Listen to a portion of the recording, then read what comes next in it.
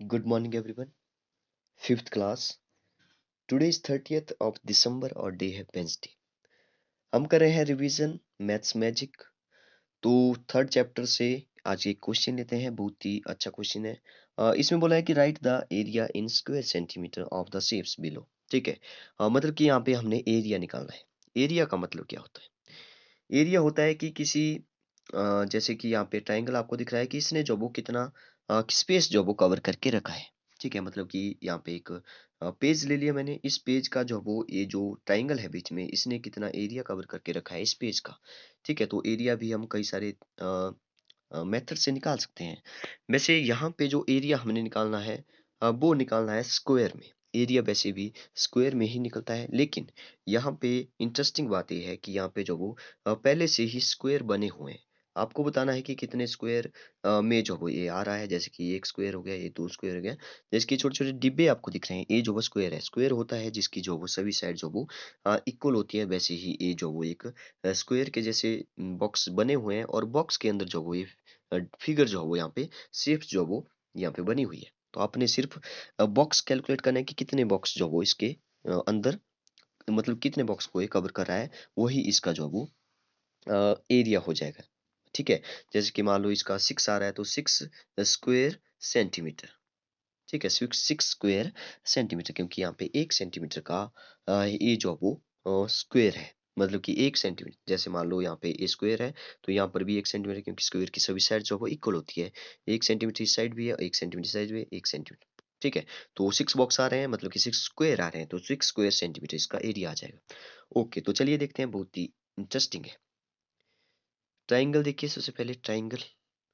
अब देखिए, अगर मैं ट्राइंगल का एरिया निकालूं तो मुझे पता है कि हाफ बेस इंटू हाइट होता है. आपको एरिया का फार्मूला भी पता होना चाहिए, लेकिन फिलहाल आप यहाँ पे फार्मूला तो यूज नहीं होने वाला. लेकिन आप याद रखिए कि जो ट्राइंगल का जो एरिया होता है वो होता है हाफ बेस इंटू हाइट होता है. ठीक है. Half into base into height होता है. Half multiply by base into height होता है. ओके.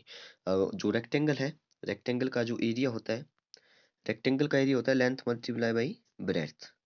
और जो स्क्वायर होता है, स्क्वायर का जो एरिया होता है वो होता है साइड मल्टीप्लाई बाय साइड, क्योंकि उसकी साइड जो वो सभी साइड्स इक्वल होंगी. रेक्टेंगल में क्या होता है कि उसकी लेंथ और ब्रेड्थ डिफरेंट होती है. ट्राइंगल में क्या होता है कि इसमें जो वो हाइट दी होगी तो बेस या बेस और हाइट दोनों दिए होंगे तो एरिया जो वो इस फार्मूले से हम निकाल सकते हैं. तो इन फार्मूले को भी आपने साथ में लिख लेना है. आप इसको पॉज करके जो वो लिख लें पहले. ओके.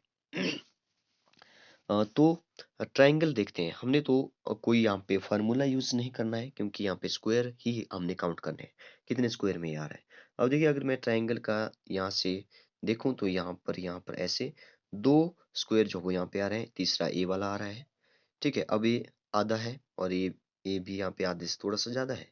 ठीक है. ए जो वो यहाँ पे पूरा है, मतलब कि पूरे पूरे स्क्वायर कितने हैं? 2 3 और 4 है. 4 है, बाकी आधे आधे नहीं पता चल रहा है. नहीं पता चल रहा है तो कैसे कैलकुलेट करेंगे? तो इसको अगर मैं ध्यान से देखूं, अगर आप ध्यान से देखो तो अगर मैं इसको पूरा कंप्लीट कर लूं तो कितने स्क्वायर में आ रहा है. ठीक है. तो एक ऐसे कंप्लीट करूं तो कुछ इस तरह से दिखेगा. मतलब कि कितने हैं इस साइड जो वो 4 है और इस साइड को 3 है. 4 3 जा कितना होता है? देखिए, 4 3 जा ही क्यों किया? क्योंकि ये रेक्टेंगल के जैसे बना है, इसकी लेंथ और ब्रेड्थ अलग अलग है. 3 3 होता तो मैं 3 मल्टीप्लाई बाय 3 कर लेता. 4 3 है तो 4 3 जा कितना हो गया? 12 हो गया. आप ऐसे भी कैलकुलेट कर सकते हैं. 3 6 9 12. ठीक है. 3 यहाँ पे है, 3 3. 3 कितनी टाइम्स है? 4 टाइम्स है. 3 4 जा 12. मतलब कि टोटल जो वो 12 बॉक्स है. अगर टोटल 12 स्क्वायर है इस रेक्टेंगल के अंदर, टोटल कितने हैं? 12 स्क्वायर है.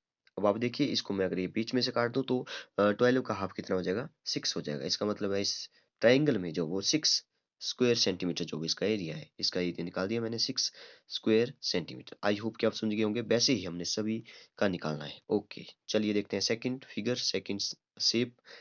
यहाँ पे देखिए, अगर मैं इस पूरे को यहाँ पे देखूं ऐसे, इस पूरे को देखूं तो कितने यहाँ पे स्क्वायर आ रहे हैं बीच में, ऐसे ऐसे और ऐसे. ठीक है. तो इसको मैं अगर कैलकुलेट करूं तो 4 है, इस साइड 4 है और इस साइड को भी 4 है. मतलब 4 4 जा 16 आ रहा है. 4 4 जा 16 आ रहा है. ठीक है. अगर यहाँ पे 16 आ रहा है तो 16 आ रहा है तो कुछ इस तरह से काटा होता तो 6 का हाफ कर देते 8 आ जाता। लेकिन इन्होंने कुछ अलग ही तरीके से इसको काट रखा है बीच में से। इसका मतलब है ये वाला लॉजिक हमारा नहीं चलेगा। ये वाला लॉजिक जो पिछले में हमने यूज़ किया वो लॉजिक हमारा नहीं चलेगा। तो अब देखिए कैसे, अब हम दूसरे तरीके से इसको ड्रॉ करते हैं। जैसे कि मैंने इसको ऐसे बना दिया और इसको मैंने ऐसे बढ़ा दिया इस लाइन को, इसको मैंने बीच में से, इसको मैंने ऐसे, ठीक है। अब आप देख रहे होंगे ध्यान से कि यहाँ पे कितने स्क्वायर आ रहे हैं, यहाँ पे जो वो 2 स्क्वायर आ रहे हैं। यहाँ पे आधा है और यहाँ पर भी आधा है। इसका मतलब है हाफ और हाफ कितना हो गया? यहाँ पे आधा है और यहाँ पर भी हाफ है। तो हाफ और हाफ कितना हो गया? 1 हो गया। मतलब कि इस साइड को जो है वो टोटल 3 बॉक्स आ रहे हैं, 3 स्क्वायर आ रहे हैं। और सेम इस साइड को भी 3 ही आ रहा है क्योंकि एक स्क्वायर है, एक वर्ग है, 3 ही आ रहे हैं, इस साइड भी 3 आ रहे हैं, इस साइड भी 3।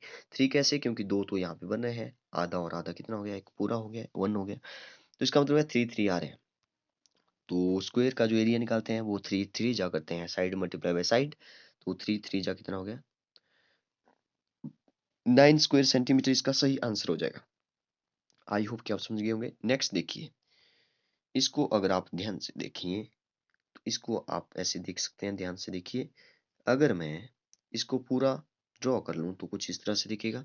अब इन्होंने क्या किया है, यहाँ पे जो वो आधा आधा जो वो इन्होंने काट दिया, आधा इस साइड से और आधा इस साइड से, ठीक है। अब अगर मैं इसको फिर से दूसरे तरीके से देखूँ तो इसको मैं ऐसे बना सकता हूँ, ठीक है। पूरा मैंने लाइंस जो वो यहाँ पे ड्रॉ कर ली। ध्यान से देखिए कि यहाँ पे ए तो पूरा हो गया एक, यहाँ पे दूसरा हो गया, यहाँ पे थोड़ा-सा बचा है। अगर मैं इसको यहाँ पे चिपका दूँ इसके साथ तो ये पूरा हो जाएगा। अगर मैं इसको यहाँ पे चिपका दूँ ये पूरा हो जाएगा। मतलब कि इसको मैंने यहाँ से उठा करके इस साइड लगा दिया तो यहाँ पे 2 3 हो जाएगा पूरा और 4 हो जाएगा। इसका मतलब है इसका आंसर आ जाएगा 4 स्क्वायर सेंटीमीटर। ओके। तो नेक्स्ट आप लोग इनको कर सकते हैं आसानी से, तो इनको करिए ध्यान से कैसे-कैसे करना है, ठीक है। यहाँ पे इनके आंसर भी लिखे हुए हैं कैसे-कैसे लिखना है, तो इसको आप कंप्लीट करिए, अच्छे से इसकी प्रैक्टिस करिए। ठीक है। यहाँ पे सब कुछ दिया गया है, शेप सभी शेप्स की जो भी यहाँ पे एरिया निकाला है। आप कोशिश करिए पहले कि खुद निकालने की, फिर यहाँ पे देखिए कि हमने जो वो ठीक किया या गलत किया। ठीक है, गलत किया हो पहले आप रफ कॉपी पर प्रैक्टिस कर लें कि कितने स्क्वायर जो वो कंप्लीट हो रहे हैं। ठीक है, या कच्ची पेंसिल से बुक में आप देख सकते हैं, बुक में आपको थर्ड चैप्टर में ये मिल जाएगा।